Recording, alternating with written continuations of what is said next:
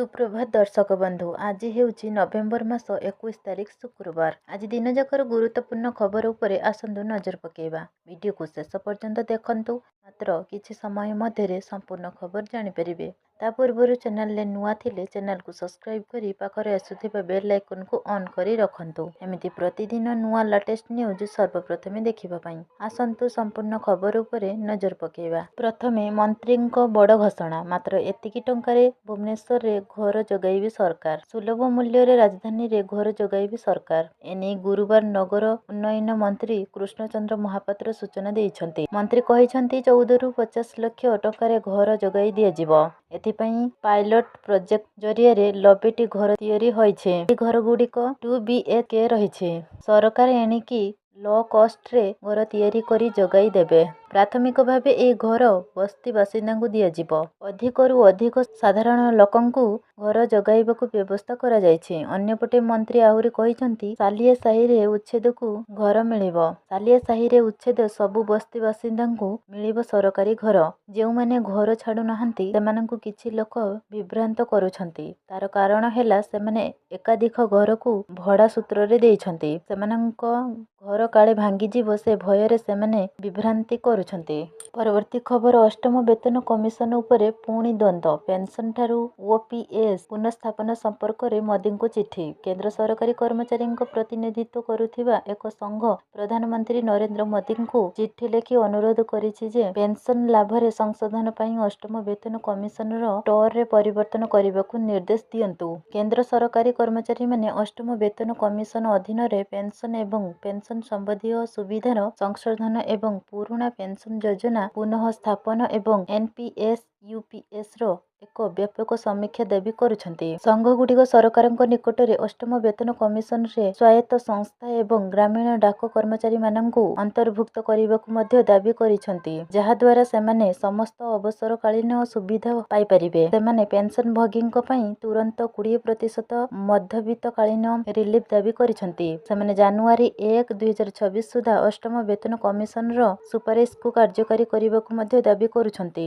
କାରଣ ଏହା ଲକ୍ଷ ଲକ୍ଷ ସରକାରୀ କର୍ମଚାରୀ ଏବଂ ପେନ୍ସନଭୋଗୀଙ୍କ ମଧ୍ୟରେ ଉତ୍ତେଜନା ସୃଷ୍ଟି କରିଛି। କର୍ମଚାରୀ ଏବଂ ପେନ୍ସନଭୋଗୀଙ୍କ ମଧ୍ୟରେ ଥିବା ଦ୍ୱନ୍ଦ୍ୱକୁ ଦୂର କରିବା ପାଇଁ କର୍ମଚାରୀ ସଂଘଗୁଡ଼ିକ ପ୍ରଧାନମନ୍ତ୍ରୀ ମୋଦିଙ୍କୁ ଟିଓଆର୍ରେ ସ୍ପଷ୍ଟ ଭାବରେ ଉଲ୍ଲେଖ କରିବାକୁ ଅନୁରୋଧ କରିଛନ୍ତି। ପରବର୍ତ୍ତୀ ଖବର ଆସୁଛି, ଆଧାରର ନୂଆ ଆପ୍। ଏଣିକି ବିନା ଇଣ୍ଟରନେଟରେ ପେପରଲେସ୍ ଭେରିଫିକେସନ କରିବେ ୟୁଜର। ଆଧାର କାର୍ଡ ଜାରି କରୁଥିବା କର୍ତ୍ତୃପକ୍ଷ ସଂସ୍ଥା ଭାରତୀୟ ସ୍ୱତନ୍ତ୍ର ପରିଚୟ ପ୍ରାଧିକରଣ ଖୁବ୍ ଶୀଘ୍ର ଏକ ନୂତନ ଆଧାର ଆପ୍ ଲଞ୍ଚ କରିବ, ଯାହା ଇଣ୍ଟରନେଟ ସୁଯୋଗ ବିନା ମଧ୍ୟ ସମ୍ପୂର୍ଣ୍ଣ ସୁରକ୍ଷିତ ଏବଂ କାଗଜ ବିହୀନ ପରିଚୟ ଯାଞ୍ଚ କରିବାକୁ ଅନୁମତି ଦେବ।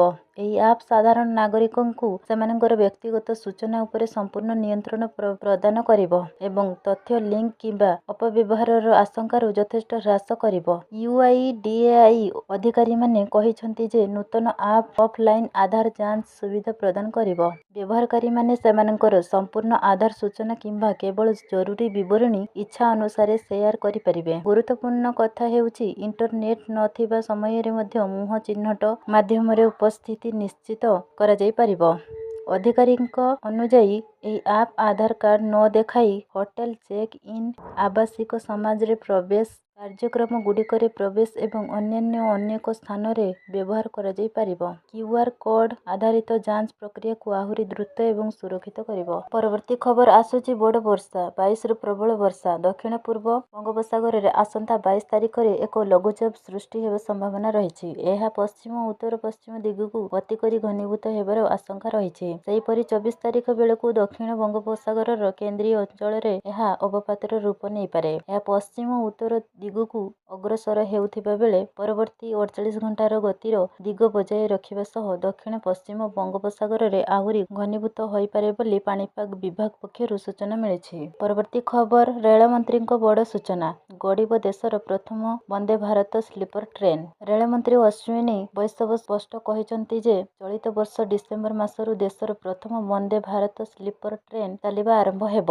ଏହି ବିଶ୍ୱସ୍ତରୀୟ ସୁବିଧା ସହ ଯାତ୍ରା କରିବାର ସୁଯୋଗ ପାଇବେ। ରେଳମନ୍ତ୍ରୀ ଅଶ୍ୱିନୀ ବୈଷ୍ଣବ ସୂଚନା ଦେଇଛନ୍ତି ଯେ ଦେଶର ପୂର୍ବରୁ ପ୍ରଥମ ଟ୍ରେନ୍ର ପରୀକ୍ଷଣ ସମୟରେ ବିଶେଷ କରି ବଗି ଏବଂ ସିଟ୍କୁ ନେଇ କିଛିଟା ଛୋଟ ଛୋଟ ସମସ୍ୟା ସାମ୍ନାକୁ ଆସିଥିଲା। ସେଗୁଡ଼ିକର ସମାଧାନ କରାଯାଇଛି। ଜରୁରୀକାଳୀନ ଆଲାର୍ମ ବଟନକୁ ଉପରେ ବର୍ଥ ପଛରୁ ଏପରି ଏକ ସ୍ଥାନକୁ ଘୁଞ୍ଚା ଯାଇଛି ଯେଉଁଠାରେ ଯାତ୍ରୀମାନେ ସହଜରେ ଏହାକୁ ଦବାଇ ପାରିବେ। ଅଗ୍ନିକାଣ୍ଡକୁ ରୋକିବା ପାଇଁ ସ୍ୱତନ୍ତ୍ର କେବୁଲ ଏବଂ ଆର୍କ ଫଲ୍ଟ ଚିହ୍ନଟ ଡିଭାଇସ୍ ଲଗାଯାଇଛି। ସିସିଟିଭି ପାଇଁ ଅଗ୍ନି ପ୍ରତିରୋଧୀ କେବୁଲ କନେକ୍ଟ କରାଯାଇଛି। ସୁରକ୍ଷାମାନ ଯାଞ୍ଚ କରିବ ତୃତୀୟ ପକ୍ଷ। ବିଇଏମଏଲ ବର୍ତ୍ତମାନ 10ଟି ସ୍ଲିପର ବନ୍ଦେ ଭାରତ ନିର୍ମାଣ କରୁଛି। କମ୍ପାନୀର ଜଣେ ଅଧିକାରୀଙ୍କ ଅନୁଯାୟୀ ପ୍ରଥମ ଟ୍ରେନ୍ଟି ଏକ ପ୍ରୋଟୋଟାଇପ୍ ଥିଲା, ତେଣୁ ଏହାର ପ୍ରତ୍ୟେକ ପାରାମିଟରରେ ବ୍ୟାପକ ପରୀକ୍ଷଣ କରାଯାଇଥିଲା। ବର୍ତ୍ତମାନ ସମସ୍ତ ପରାମର୍ଶିତ ପରିବର୍ତ୍ତନ କରି ଟ୍ରେନ୍କୁ ଆହୁରି ଉନ୍ନତ କରାଯାଇଛି। ପରବର୍ତ୍ତୀ ଖବର କେନ୍ଦ୍ର ସରକାରଙ୍କ ବଡ଼ ଜିତ୍, ରାଜ୍ୟପାଳ ଓ ରାଷ୍ଟ୍ରପତିଙ୍କ ବିଲ୍ ମଞ୍ଜୁରୀ ପ୍ରୋସେସରେ ସୀମାରେଖା ଟାଣିଲେ ସୁପ୍ରିମକୋର୍ଟ। ସୁପ୍ରିମକୋର୍ଟ ଆଜି ଏକ ଗୁରୁତ୍ୱପୂର୍ଣ୍ଣ ସ୍ପଷ୍ଟୀକରଣ ଦେଇଛନ୍ତି। ଶୀର୍ଷ ଅଦାଲତ କହିଛନ୍ତି ଯେ ବିଲ୍‌ଗୁଡ଼ିକୁ ଅନୁମୋଦନ କରିବା ପାଇଁ ରାଜ୍ୟପାଳ କିମ୍ବା ରାଷ୍ଟ୍ରପତିଙ୍କ ଉପରେ କୌଣସି ସମୟସୀମା ଧାର୍ଯ୍ୟ କରାଯାଇପାରିବ ନାହିଁ। 5 ଜଣିଆ ସାମ୍ବିଧାନିକ ଖଣ୍ଡପୀଠ ଜୋର ଦେଇ କହିଛନ୍ତି ଯେ ରାଷ୍ଟ୍ରପତି କିମ୍ବା ରାଜ୍ୟପାଳଙ୍କ କାର୍ଯ୍ୟ ବିଚାରଯୋଗ୍ୟ ନୁହେଁ ଏବଂ କୌଣସି ବିଲ୍ ଆଇନରେ ପରିଣତ ହେବା ପରେ ତେବେ ଖଣ୍ଡପୀଠ ଏକ ସର୍ତ୍ତ ଯୋଡ଼ିଛନ୍ତି ଯେ ରାଜ୍ୟପାଳଙ୍କ କାର୍ଯ୍ୟର ଯୋଗ୍ୟତା ଉପରେ ବିଚାର କରାଯାଇପାରିବ ନାହିଁ, କିନ୍ତୁ ବିଳମ୍ବିତ, ଅସ୍ପଷ୍ଟ ଏବଂ ଅନିର୍ଦ୍ଦିଷ୍ଟ ନିଷ୍କ୍ରିୟତା ନିଶ୍ଚିତ ଭାବରେ ସୀମିତ ନ୍ୟାୟିକ ଯାଞ୍ଚକୁ ଆମନ୍ତ୍ରଣ କରିବ। ରାଜ୍ୟପାଳ କ'ଣ ମନ୍ତ୍ରୀ ପରିଷଦର ସହାୟତା ଏବଂ ପରାମର୍ଶ ଦ୍ୱାରା ବାଧ୍ୟ ଅଟନ୍ତି? ସୁପ୍ରିମକୋର୍ଟଙ୍କ ଏହି ନିଷ୍ପତ୍ତି କେନ୍ଦ୍ର ସରକାରଙ୍କ ପାଇଁ ଏକ ବଡ଼ ବିଜୟ ବୋଲି ଧରାଯାଇଛି। ପରବର୍ତ୍ତୀ ଖବର 2,500ରୁ ସିଧା 25,000, 10 ଗୁଣା ବଢ଼ିଗଲା ଗାଡ଼ି ଫିଟନେସ୍ ଫି। ସୂଚନା ମୁତାବକ ଏହି ପରିବର୍ତ୍ତନ ଅନୁସାରେ ଗାଡ଼ିଗୁଡ଼ିକର ଫିଟନେସ୍ ଫି ହାଇ କାଟେଗୋରୀ ପାଇଁ ଗାଡ଼ିର ସମୟ ସୀମାକୁ କମାଇ ଦିଆଯାଇଛି। Ministry of road transport and highways central motor vehicle ରୁଲ୍ସରେ ସଂଶୋଧନ କରି ଫିଟନେସ୍ ଟେଷ୍ଟ ନୂଆ ରେଟ୍ ଧାର୍ଯ୍ୟ କରିଛନ୍ତି। ଏହି ନୂଆ ନିୟମ 2 ଚକିଆ, 3 ଚକିଆ, କ୍ୱାଡ୍ରିସାଇକେଲ, ଲାଇଟ୍ ମୋଟର ଭେହିକିଲ, ମିଡିୟମ ଓ ହେଭି ଗୁଡ୍ସ ବା ପାସେଞ୍ଜର ଭେହିକିଲ ସହିତ ସବୁ ପ୍ରକାର ବାହନଗୁଡ଼ିକ ଉପରେ ଲାଗୁ ହେବ।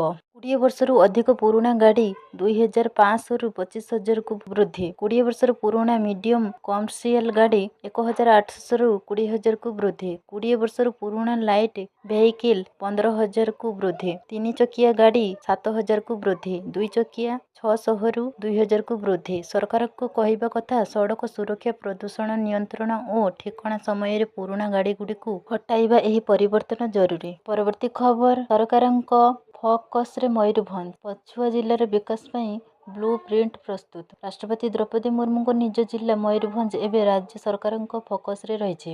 ଦୀର୍ଘ ଦିନ ଧରି ପଛୁଆ ଜିଲ୍ଲା ଭାବେ ପରିଚିତ ମୟୂରଭଞ୍ଜକୁ ଏକ ଅଗ୍ରଣୀ ଓ ବିକଶିତ ଜିଲ୍ଲାରେ ପରିଣତ କରିବା ପାଇଁ ସରକାର ଅଣ୍ଟା ଭିଡ଼ିଛନ୍ତି। ଏନେଇ ଗତ ଅକ୍ଟୋବର 23 ତାରିଖରେ ମୁଖ୍ୟ ଶାସନ ସଚିବଙ୍କ ଅଧ୍ୟକ୍ଷତାରେ ଅନୁଷ୍ଠିତ ଏକ ଉଚ୍ଚସ୍ତରୀୟ ବୈଠକରେ ଜିଲ୍ଲାର ବିକାଶ ପାଇଁ ଏକ ସ୍ୱତନ୍ତ୍ର ବ୍ଲୁ ପ୍ରିଣ୍ଟ ପ୍ରସ୍ତୁତ କରାଯାଇଛି।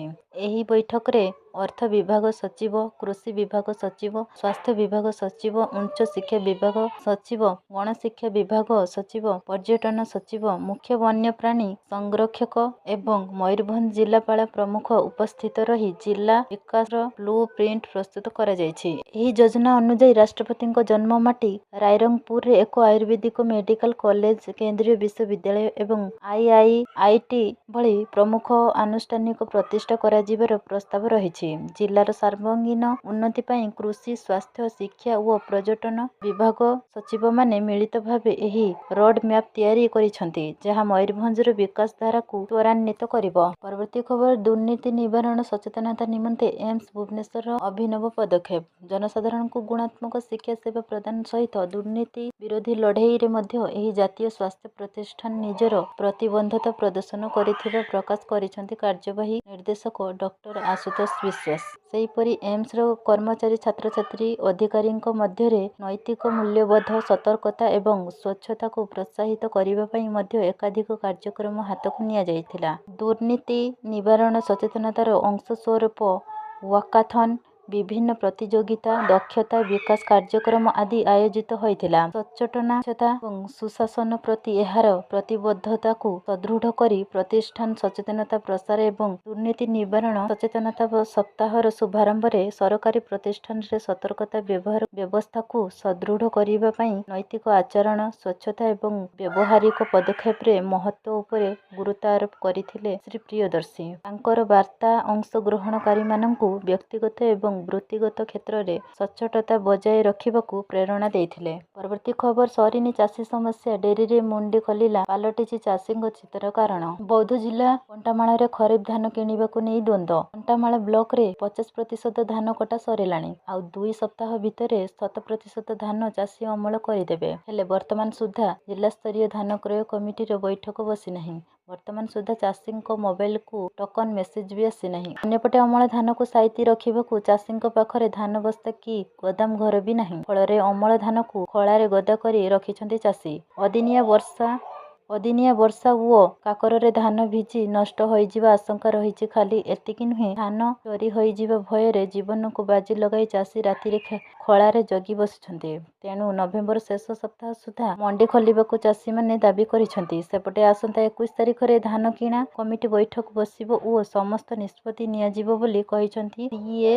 ପରବର୍ତ୍ତୀ ଖବର, ଆପଣଙ୍କ ଖାତାକୁ ବି ଆସିନାହିଁ 21ତମ କିସ୍ତି। 2000 ଟଙ୍କା ପାଇବାକୁ କରନ୍ତୁ ଏହି କାମ। ଦେଶର ଅଧିକାଂଶ ଚାଷୀ ପ୍ରଧାନମନ୍ତ୍ରୀ କିଷାନ ସମ୍ମାନ ନିଧି ଯୋଜନାର 21ତମ କିସ୍ତି ପାଇସାରିଛନ୍ତି। ତଥାପି ଯଦି ଅନେକ ଚାଷୀଙ୍କ ପରି ଆପଣ ଏପର୍ଯ୍ୟନ୍ତ ଆପଣଙ୍କ ବ୍ୟାଙ୍କ ଆକାଉଣ୍ଟରେ 2000 ଟଙ୍କା ପାଇନାହାନ୍ତି, ତେବେ ଚିନ୍ତା କରନ୍ତୁ ନାହିଁ। ଇକେୱାଇସି, ଜମି ବିହନ କିମ୍ବା ବ୍ୟାଙ୍କ ବିବରଣୀରେ ସମସ୍ୟା ତ୍ରୁଟି ଯୋଗୁଁ ପେମେଣ୍ଟ ପ୍ରାୟତଃ ଅଟକିଯାଏ। ଯଦି ଆପଣ ଏପର୍ଯ୍ୟନ୍ତ ଇକେୱାଇସି ପୂରଣ କରିନାହାନ୍ତି, ଯଦି ଜମିର ଲ୍ୟାଣ୍ଡ ସିଡିଂ କିମ୍ବା ଭେରିଫିକେସନ ବାକି ଥିଲେ, ଯଦି ଫର୍ମ ପୂରଣ କରିବା ସମୟରେ ଆପଣଙ୍କର ଆଧାର ନମ୍ବର, ବ୍ୟାଙ୍କ ବିବରଣୀ କିମ୍ବା ମୋବାଇଲ ନମ୍ବର ଭୁଲ ଏଣ୍ଟ୍ରି କରାଯାଇଥିଲେ, ଯଦି ଆପଣଙ୍କ ବ୍ୟାଙ୍କ ଆକାଉଣ୍ଟ ଆଧାର ସହିତ ଲିଙ୍କ ହୋଇନଥିଲେ, ଯଦି ଆପଣଙ୍କ ନାମ ପ୍ରଧାନମନ୍ତ୍ରୀ କିଷାନ ହିତାଧିକାରୀ ତାଲିକାରେ ଦେଖାଯାଉ ନଥିଲେ, କାରଣଗୁଡ଼ିକ ଯୋଗୁଁ ପେମେଣ୍ଟ ବିଳମ୍ବ ହୋଇପାରେ। ଖୁସିର ଖବର ହେଉଛି ଏହି ସମସ୍ତ ଜିନିଷଗୁଡ଼ିକୁ ସହଜରେ ସମାଧାନ କରାଯାଇପାରିବ। ପ୍ରଥମେ ସରକାରୀ ପିଏମ କିଷାନ ୱେବସାଇଟ pmkisan.gov.in ପରିଦର୍ଶନ କରନ୍ତୁ।